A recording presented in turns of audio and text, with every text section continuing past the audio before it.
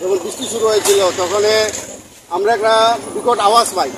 আচ্ছা, এই আওয়াজ শুনে আমার বাড়ি এই পাশে ছিল, আমরা দৌড়ে দেখি এখানে দুইটা গাড়ি অ্যাক্সিডেন্ট, একটা টিপার আর একটা কমান্ডোতে অনেক যাত্রী ছিল।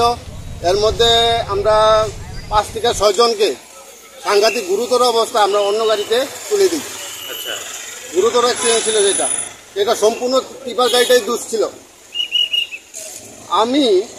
আমরা সবাই ব্যক্তিগতভাবে প্রশাসনের কাছে আবেদন রাখছি যে কামথানার রোডে যতগুলি টার্নিং আছে, টার্নিংয়ের সামনে যতগুলি গাছপালা আছে, ওই গাছপালাগুলিকে যাতে প্রশাসন যাতে কেটে রাস্তাগুলি অ্যাক্সিডেন্ট হয়েছিল লস্কর চৌরাতে একটা কমান্ডো আর ট্রাক গাড়ির সাথে। অনেকজন আহত হয়েছে, 12-13 জন, আর এটার মধ্যে 7 জনের রেফার করা হয়েছে। অনেক খারাপ অবস্থা, রেফার করা। কিরকম অবস্থা তারা এখন?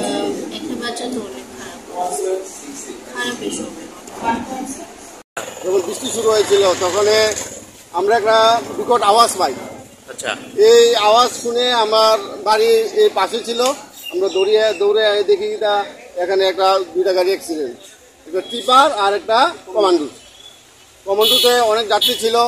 এর মধ্যে আমরা 5 থেকে 6 জনকে সাংঘাতিক গুরুতর অবস্থা আমরা অন্য গাড়িতে তুলে দিই। আচ্ছা, গুরুতর অ্যাক্সিডেন্ট ছিল যেটা সম্পূর্ণ টিপার গাড়িটাই দোষ ছিল।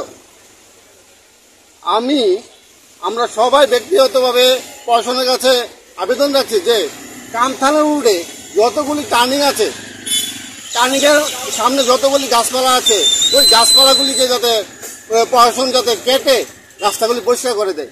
বারবার আমাদের এই কামথানা রোডে অ্যাক্সিডেন্ট হয়ে চলছে। এটা কামথানা রোড দারোগাবাড়ি বাস স্ট্যান্ডের সামনে। আমরা এই কথাই তো বলছি প্রশাসনের কাছে, আমরা